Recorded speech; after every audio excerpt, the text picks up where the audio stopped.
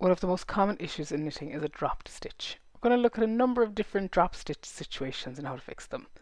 We'll start with the most basic, and that is what happens when a stitch drops off your needle like we've just done. So I'm just going to pop it out so that you can see what happens. So you'll see that the stitch becomes a bar between two other stitches. So as you drop it out, those yarns that used to make up the column of stitches just stretch across between the two columns. So here, this stitch, so that V, has now popped out of the yarn and just become a piece of thread that links them. So what you want to do is you want to bring that back in to the stitch to make the stitch back up. So we're fixing stocking stitch. So with stocking stitch, we've seen before that it is just a series of V's. So with stocking stitch, all you have to do, and it doesn't matter which way when you pick up your stitch, it doesn't matter how it's mounted, just make sure that it's not twisted. Place it onto your right hand needle. Then you can look at what you're trying to aim for, and then you can see how many stitches you dropped by counting the number of threads that are essentially behind as well. Now you want to make sure you get all of the threads. So pick up the bottom thread on the tip of your needle behind your stitch, and then lift the stitch over the thread you've just picked up, slide it off the needle, and you will see that you have fixed that stitch and you've created the V and you've put the loop back where it belongs. Then you do the same with this loop. Behind the stitch, lift the stitch over it, and then ta-da, you have fixed your stitch. Now, in addition to making sure that all the threads are picked up and you've looped the yarns correctly around one another, the stitch has to be mounted correctly on the needle. So the leading leg is to the front and the left leg is to the back of the needle.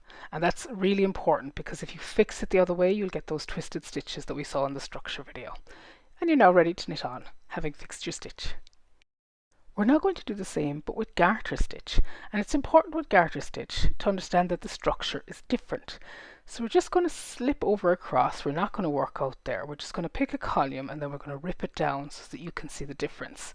So we have seen in the structure of garter stitch, let me fix that on the needle before we break it, you will see that it's one loop to the back, one loop to the front. So one to the front here, then one to the back. And the thing about that is that that is different to stocking stitch where all the bumps are to the back. What that means is that when we pick up those stitches, we have to pick them up differently depending on whether the bump should be to the back or the front. Let me just hook those stitches over that needle now so that there's a little bit more, you can see a little bit better what we're doing. So again, we'll just pop them over, and sometimes that's useful to do if you're not going too far down, but in this case we are. So I'm just going to keep pulling out my garter stitch bump. See, it comes out to the back this time, and the next time you'll see that the black loop comes out to the front. And that's what's really important when you're fixing garter stitch as opposed to stocking stitch. You'll also see here as well when we look over the top of the needle that there are threads to the back and threads to the front. It's really useful with garter stitch that when they're at the back, as we saw with the stocking stitch, you pick them up like stocking stitch, but when they're to the front you have to pick them up slightly differently. For garter stitch, I always do it with an additional needle. What I'm going to do now is I'm going to show you what would happen if I pick it up like stocking stitch. And remember, when that came out, it came out to the front, the black loop of yarn.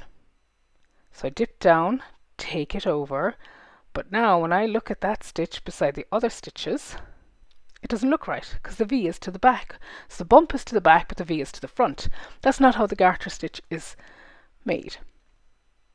So differently, we now need to, instead of having the yarn at the back, we bring it to the front, so the thread comes to the front, and this time we pull the thread through the loop, and you'll see that that brings the bump to the front, and that's what you want with this piece of garter stitch. So the next one is going to be fixed like stocking stitch because it's a knit one, and it's really, it takes a bit of practice with garter stitch to get this right.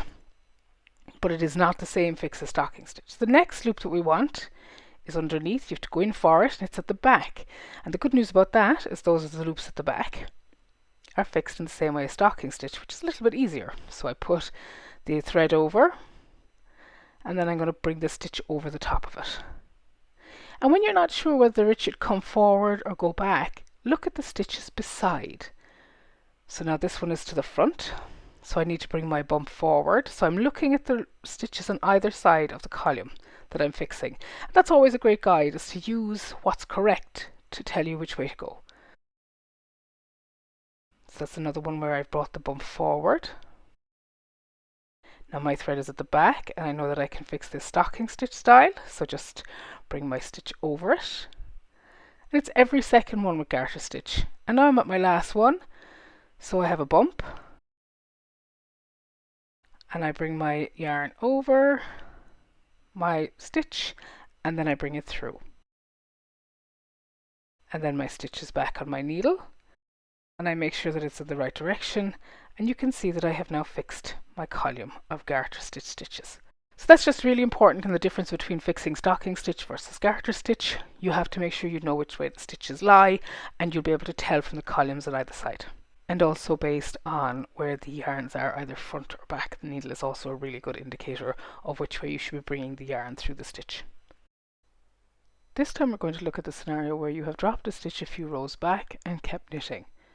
So you will see this in your knitting as it'll be loops of yarn. The first thing to do is to identify where in the knitting it is. So you want to find out what column that specifically relates to.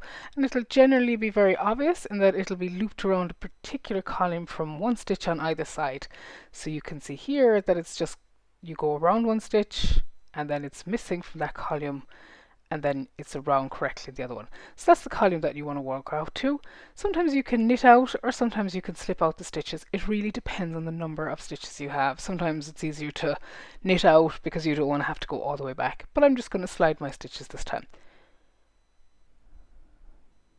So now I'm going to rip out the column down to where my extra loop is. And once I get to that point, I'm now ready to pick them all back up.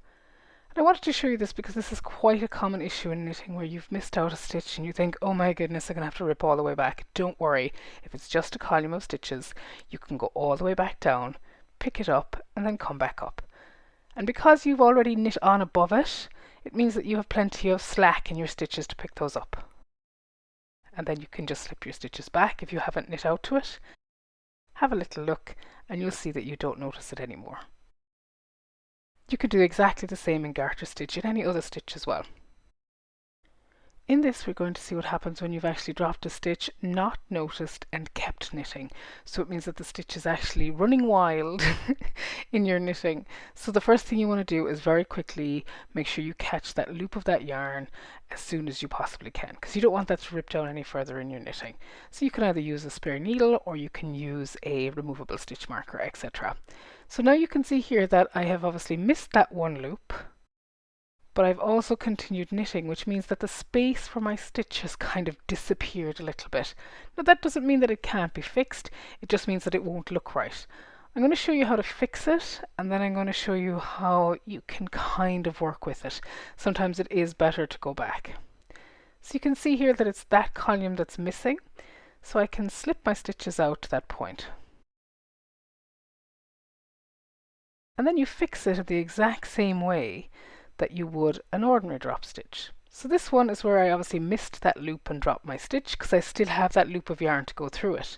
But as I come up here, you'll see that I don't actually have anywhere to get loops, but I do. They're actually just the ladders between the stitches, because if you remember, when I have that long strand of yarn, it goes between the two stitches on either side of the dropped stitch. So I can technically pick them up. And you'll see that it is quite tight though, and I'm kind of putting a stitch in as a column of stitches between two stitches where there really isn't any space.